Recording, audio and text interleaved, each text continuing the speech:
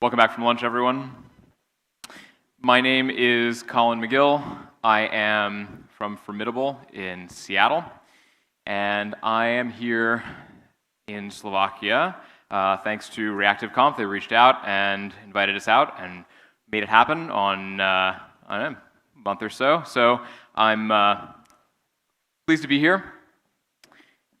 I would like to dedicate this talk to three people that have most inspired my career, and if you know these guys, you'll see why throughout the talk. One of them is Brett Victor, the other is Mike Bostock, and the other is Shan Carter, who did graphics at the New York Times.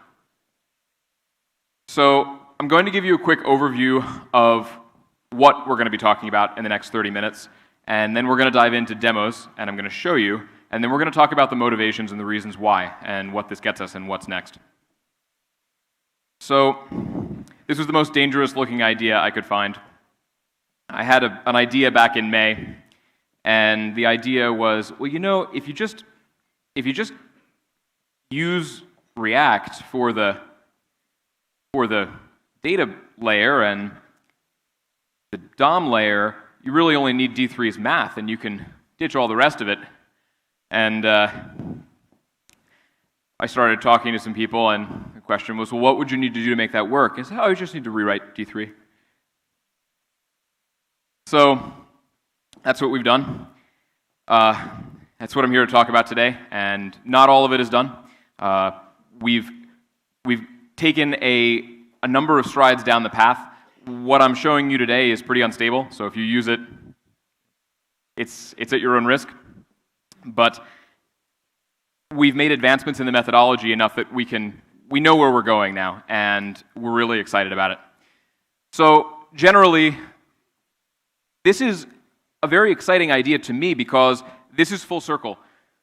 What we've seen in the D3 ecosystem is a functional paradigm where every time the data changes, you can re-update, recompute styles, just like you can with inline styles in React. You can bind data, you can remove, add things to the DOM.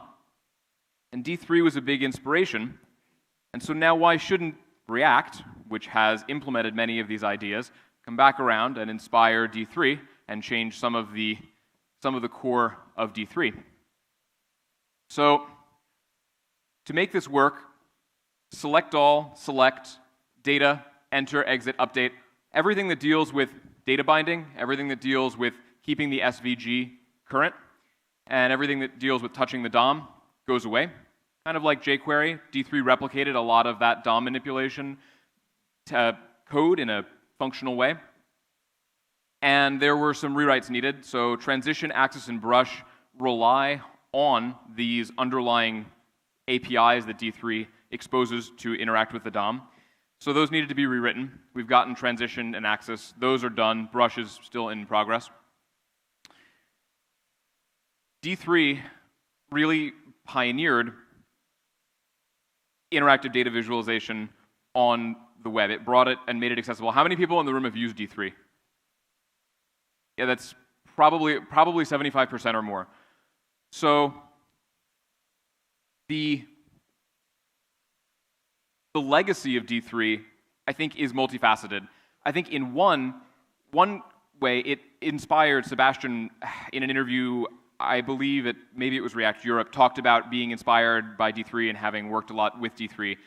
And I felt when I saw inline styles, and some of you know me from work with Radium, this is what I'm showing today is the next 6 months of open source work from the same team that built Radium, and this is what we've done after that. So has anybody used Radium?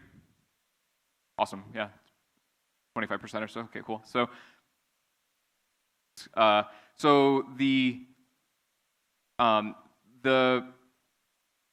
D3 has a number of advantages, and one of the biggest legacies that I think will be enduring is that it brought academic layout algorithms onto the client, things like Barnes-Hut approximation, implementations of force-based constraints. These are things this is math that will stay, and this is math that Victory.js uses, but the DOM model is not. So we're going right to demos, because I had the opportunity to do a dry run of this before I came here, and the feedback was, hey, it would have been awesome if you just showed us all that at the front. So I'm going to walk you through the code from the beginning and show you what it means. And then we will talk about the motivations. So again, this is updated 2 hours ago, 2 hours ago, an hour ago, an hour ago. This is under very active development by the team, so you'll need to, if you're going to install it, you'll need to get on a pretty fast-moving train. I'm going to be, please excuse me, I'm going to be going back and forth between the presentation and a number of demos.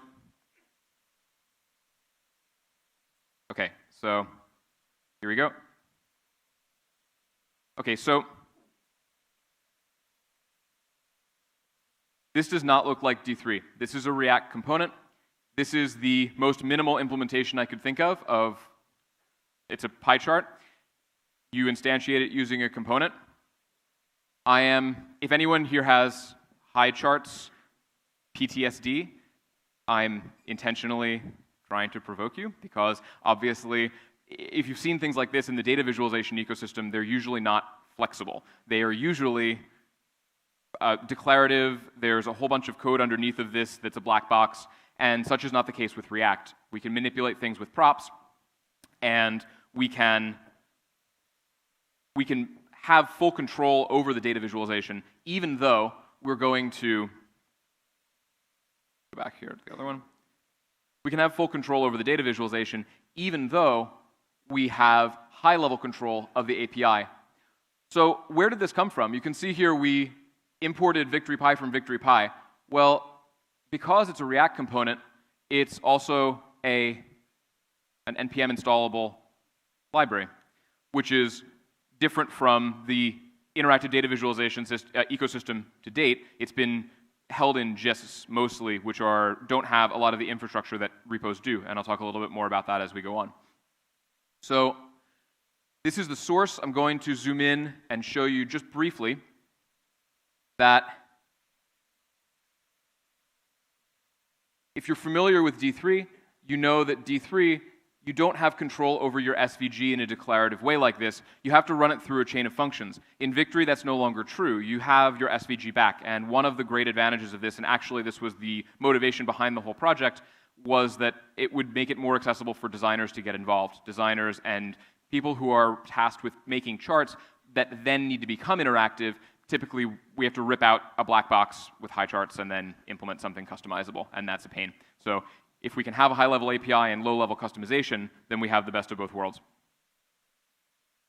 So we are really obsessed with dev-UX, and I'm going to walk you through. This is the Brett Victor part. I know that talk by Brett Victor, Inventing on Principle, was really purposed around finding your own principle, but his principle was really, really good. So this is his principle, but it's a really good principle. So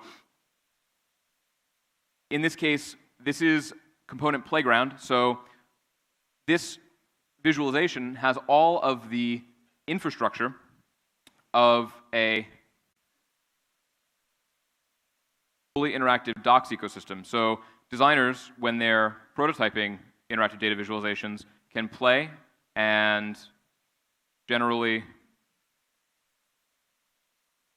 manipulate the props of interactive data visualizations at the top level and then copy this and paste this into their project. So for instance, if we copy this out of here and paste this into here,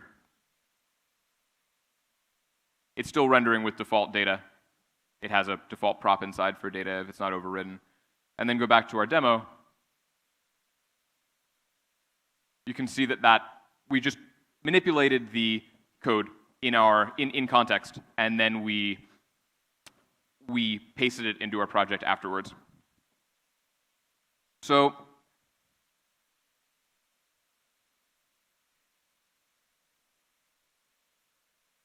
all of these examples, you can build them. They are at that link on the lower right, and to get this to this presentation, if you don't want to type that in, you can use the short link in the upper right. So if you can find all of this source as well, because I'm going to go through it pretty quickly since this is a 30-minute. So Victory.py -npm, I'm sorry, Victory-py npm, you have access to npm installing every component. Victory.py repo means that you have all of the infrastructure around it, and then of course there is Victory.js native, because in this case, and I'm sorry I can't demo it on an iPhone today, but with the same API, group, shape, text, you can use React Art for React Native to do interactive data visualizations with the same API on native. And that's been a real challenge to date, is to do interactive data visualization, not in a web view in native, but in native. The libraries for iOS are not nearly as fully fleshed out as the ones for D3.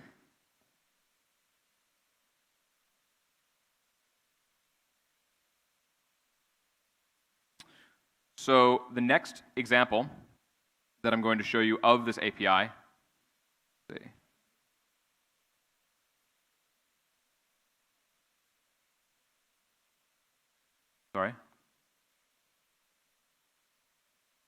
The next example I'm going to show you of this API is a slightly more complex composition example where multiple of these little primitives are composed into a higher level data visualization API. So in this case, I'll show you the code for this. So we have an SVG, and we instantiate an axis component. We instantiate an axis component. We instantiate an axis component, right? That's left, bottom, and right. And then we instantiate a line, and we instantiate another line. And the lines take in functions, because Victory line as a component can take in a series of points and interpolate over them, or it can take in a function and draw the function, plot the function. So each one of these components can be composed with the others to provide an interface for building up interactive data visualizations in a declarative way. One of the further advantages of this is this implies a way of managing state in a way that we have not had in the D3 ecosystem. And so now, all of that aside, I'll come back to chart at the end as a last demo because there's a lot to it. I'm going to talk about the reasons why what I've just shown you is a step forward, why it's different, how it compares to the D3 ecosystem for data visualizations as it's existed to date. So the first and the original motivation is that this is much more accessible to designers. Designers are inextricably involved in the data visualization creation process.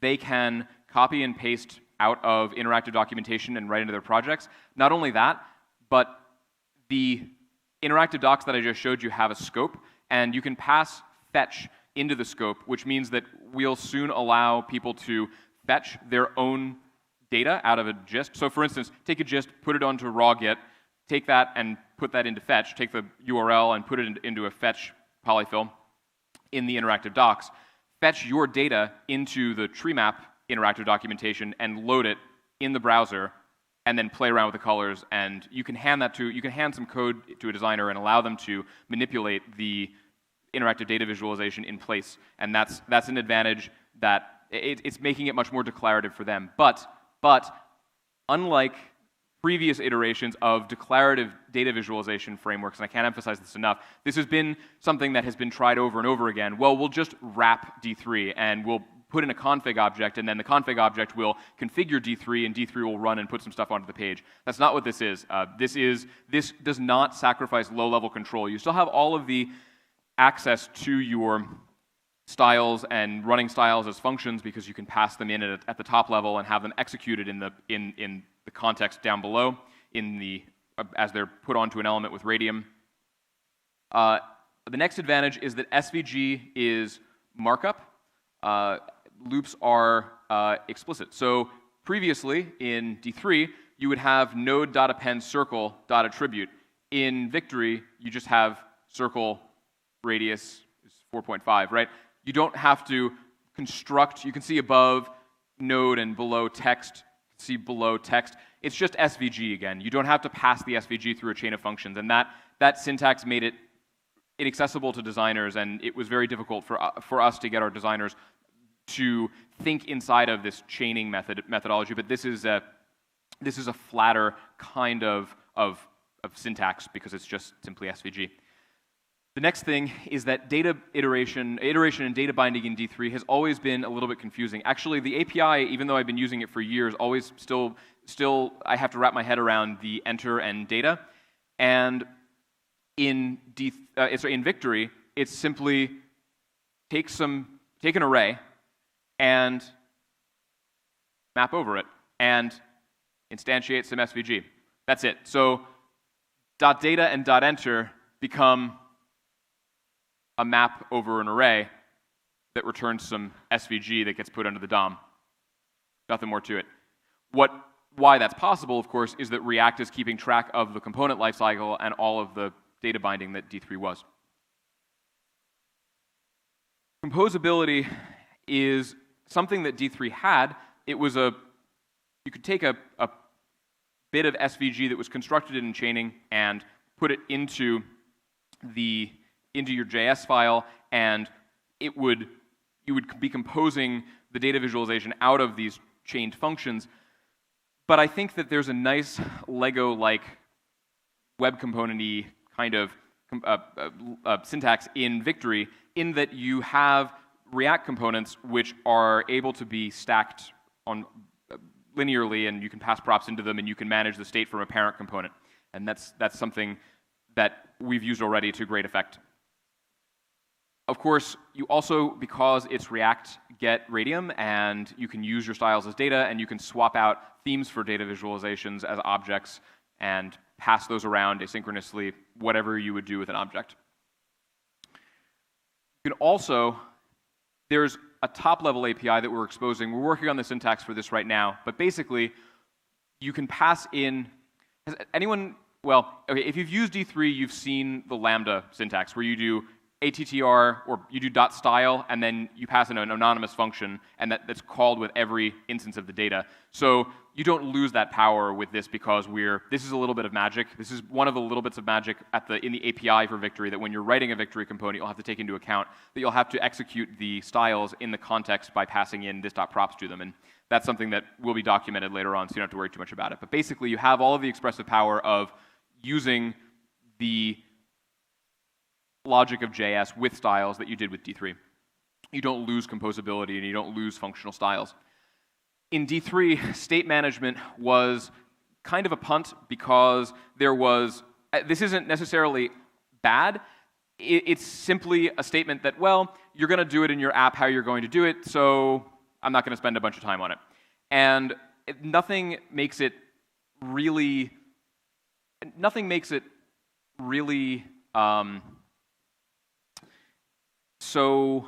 see, how do we say?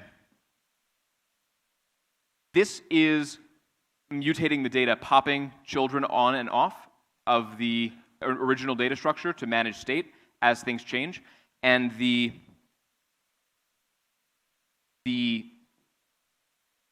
place that we can go with React, of course, is to make everything a component. And when we make everything a component, we can manage state within the component. So we can say that the tree, and this is taken from a tree example, we can open and close nodes on a tree and have a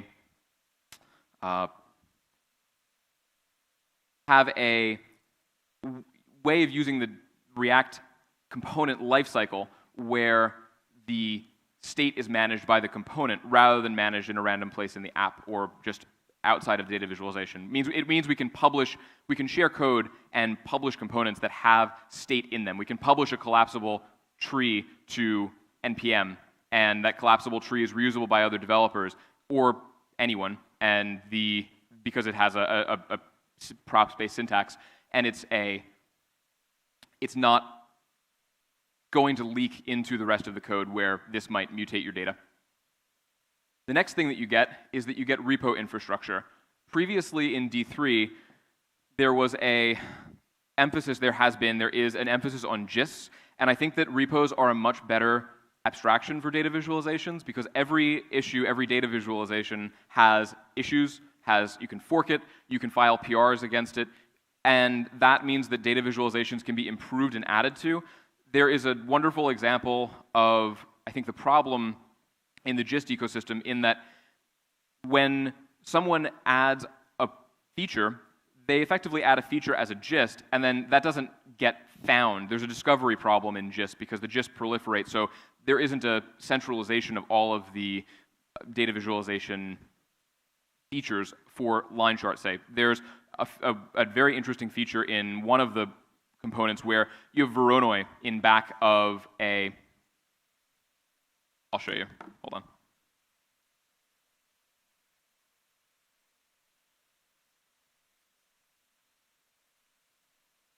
So this is a very interesting feature. It's very, very smooth.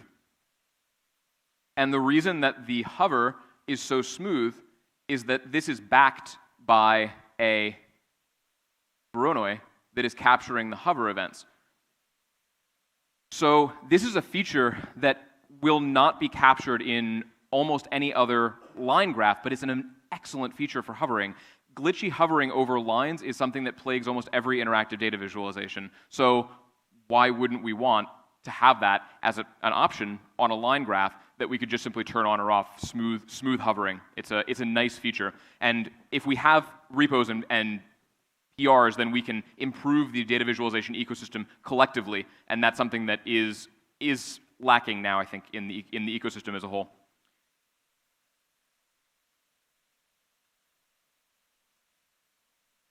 So the other thing that you get is you get build, you get infrastructure, and you get dist. You have lint files, tests, you have Travis, you have Babel and Webpack hot reloading while you're building data visualizations, while you're building these components. You have a package.json with explicit dependencies, readmes and docs. You've minified dist, which means you can CDN a pie graph and pull it into your React app. That's something that you haven't had. So there was a problem with this, which is that if you instantiate hundreds of components, victory-line, victory-tree, victory-tree map, victory-chord, victory-force, on and on and on, you end up with hundreds of components. Well, if hundreds of components have all of that build infrastructure, that's not dry. So one of the things that Formidable has endeavored to solve is, and this is something that soon you'll be able to use. Again, all three of these things are under active development. Ecology, which are those interactive docs. Builder, which is the solution to having hundreds of repos with infrastructure, and Victory, which is the data visualization library here. Builder is a way of managing NPM scripts at a meta level so that you are abstracting your Webpack config and your test infrastructure and your lint files into a kind of archetype, we call it, that then is applied through a CLI tool to all of these components. And so if you are producing, for instance, at your company, a UI library, and the UI library has hundreds and hundreds of components, you're going to have a problem in terms of build and test infrastructure on those. If you want to change your ESLint config, you have to go do it in all of the files. So abstracting that into one file and then interacting with them through a CLI becomes desirable, and that ecosystem benefits so. Victory animation is up on NPM, and NPM is another huge advantage. You can't NPM install a gist, and so letting future programmers on your project know, hey, I went out to this gist, and I copied a bunch of code, and I hacked it up so that it would work in my project, and here's the pasted link in the code back to that gist, is not nearly as helpful as I rely on this version of this tree map, and it's installed through NPM, it's in the package.json, that dependency is versioned, and I'm going to pin it if I need to. It itself has dependencies that can be pinned. The interactive docs themselves are an advantage. I'm going to show you, if I have time in just a second, I'm going to show you how to get ecology going on your own project. But ecology.js are those interactive docs with the side-by-side editing in browser. The React Native is the last benefit, and that is the 11 reasons why this is helpful. There are a whole bunch in the works, and I could have filled in. I left the open dot because it's just going to keep going. I think I have one thing to say about my experience with React over the past 10 months or so. I think that if you zoom back and look at front end as a whole, the reason that we're doing we're able to do what we're doing with Victory is because this is just functions. We're building on top of functions on top of functions. And this, I think that we saw a lot of inflated expectations with what previous frameworks were going to be able to deliver and in what time and how they would work. But a lot of them just hid the bad and moved the bad around and had different compromises. And I think that the slope of enlightenment, I think this is, if you zoom back and look at the front end architecture and ecosystem, I think this is the slope of enlightenment. This is after the bad. So that's my take on it anyway. But this was built by Formidable. I build with Formidable. If you'd like to work on this, work with us, work on any of this, come talk to me. Find me around the conference. I'll be here for the rest of today and tomorrow. And with that, I'm going to take a couple questions. I just want to show you one last thing of this, which is that okay,